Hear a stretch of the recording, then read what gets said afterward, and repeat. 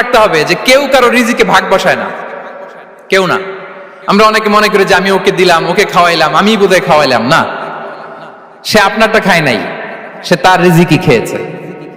আমাদের ঘরে আমাদের বন্ধু বান্ধব আসে, অনেক সময় আমাদের ঘরে অনেক সময় অতিথি আসে, তাদেরকে আমরা আপ্যায়ন করি, তাদেরকে খাওয়াই। আসলে সে আমারটা খায় না, সে কারটা খায়? তার নিজেরটাই খায়। বিষ্ণু ইসলাম এটা খুব সুন্দর করে বলেছেন। ওনার কাজিন চাচাতো ভাই আব্দুল্লাহ ইবনে আব্বাসকে একদিন অনেক নাসিহা করছিলেন। করতে করতে এক পর্যায়ে তিনি বললেন, ওয়া আলাম, ইবনে আব্বাসকে বলছেন, ওয়া আলাম আন্না মা আসাবাকা লাম ইয়াকুন লিইখতিআক ওয়া মা আখতাআকা লাম ইয়াকুন লিইউসিবাক। আব্দুল্লাহ, জেনে রেখো, যেটা তুমি পাওয়ার এটা তুমি কোনোদিন হারাবা না। যেটা তোমার হওয়ার কথা ছিল ওটা তুমি কোনোদিন মিস করবা না। আর যেটা তুমি পাওয়ার কথা না, গোটা বিশ্বের সব শক্তিকে হাতের মুঠোয় আনলেও সেটার দেখা তুমি পাবে না, পাবে না। ওয়ালাম আন্নামা আসাবাকা লাম ইয়াকুন লিইখতিআক ওয়া মা আখতাআকা লাম ইয়াকুন লিইউসিবাক রুফিআতিল আকলাম ওয়া জাফফাতিস সুহুফ। আব্দুল্লাহ, রিজিক নিয়ে চিন্তিত হয়ো না, রিজিক নিয়ে পেরেশান হয়ো না। প্লে ইউর রোল, রিজিক ইজ ফিক্সড। যেটা তুমি পাওয়ার তুমিই পাবা, যেটা তুমি পাওয়ার কথা না, চেষ্টা করেও সেটা তোমার কাছে আসবে না।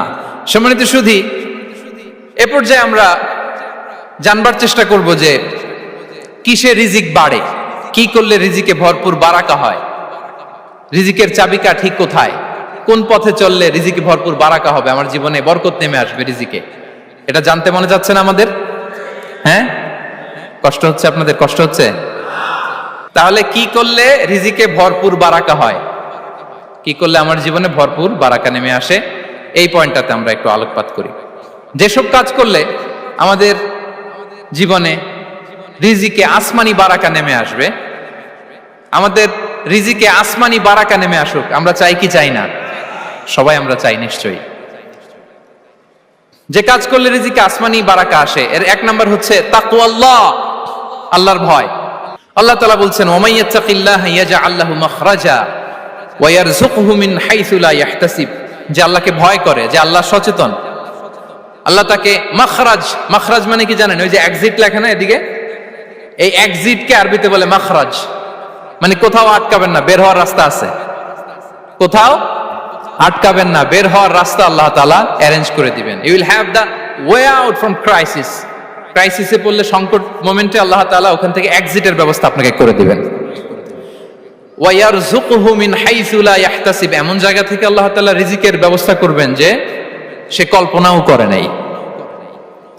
এরকম অনেক সময় হয় না যে আমি ভাবিও নাই যে এখান থেকে আমার রিজিকের বন্দোবস্ত হতে পারে, কোত্থেকে যে রিজিক চলে আসলো। এরকম জীবনে মাঝে মাঝে হয় কি হয় না? ব্যবস্থা করেন কে? যারা আল্লাহ তাআলাকে ভয় করে, যারা আল্লাহ সচেতন, তাদেরকে আল্লাহ তাআলা স্পেশাল রিজিক দিয়ে ধন্য করেন। তাকওয়াল্লাহ।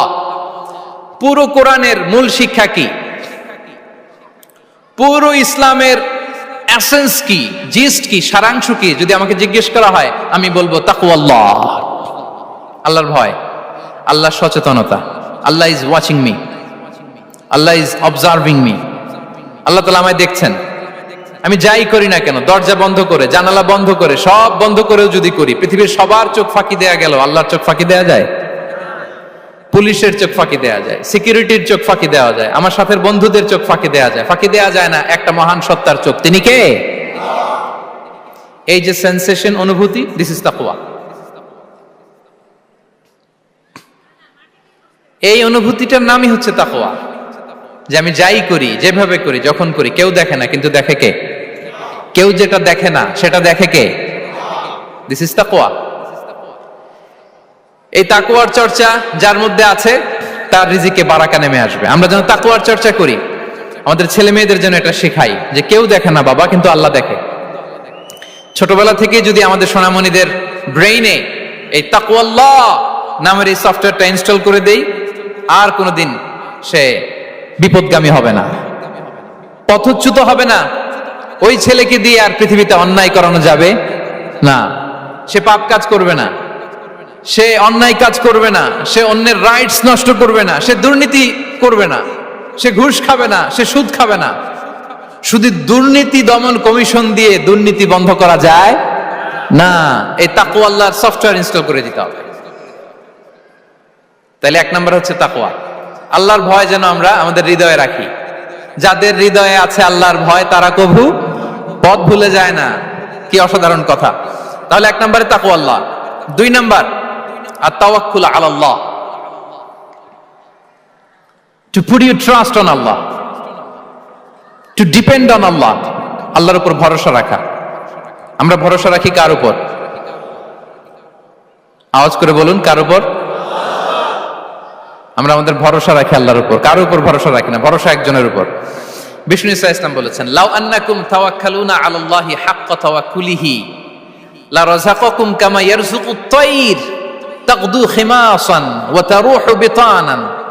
পাখি যেমনি আল্লাহর উপর তাওয়াক্কুল করে, তোমরা যদি এমনি তাওয়াক্কুল করতে পারো তাহলে পাখিকে আল্লাহ যেমনি রিজিক দেয় তোমাদেরকে আল্লাহ তাআলা তেমনি রিজিক দিবেন। পাখি কি করে ভাই? সকালবেলা তার বাসা থেকে কিচিরমিচির রবে, হ্যাঁ, দিক বিদিক ছুটে বেড়ায়, ছুটতে থাকে মাইলকে মাইল।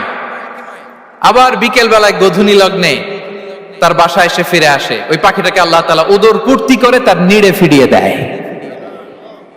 তাহলে ইসলামে পাখিকে তাওয়াক্কুলের মডেল হিসেবে উপস্থাপন করা হয়েছে। কাকে? পাখিকে। এবার খেয়াল করে দেখেন তো পাখি কি করে?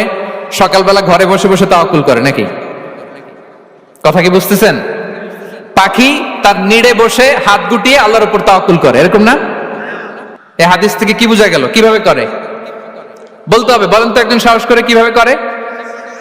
বের হয়ে যায়, রিজিকের সন্ধানে সে বের হয়ে যায়, দিক বিদিক ছুটে বেড়ায়, বিকেল বেলা ওদর পূর্তি করে আল্লাহ তাআলা পাখিটাকে নিড়ে ফিরিয়ে দেয়।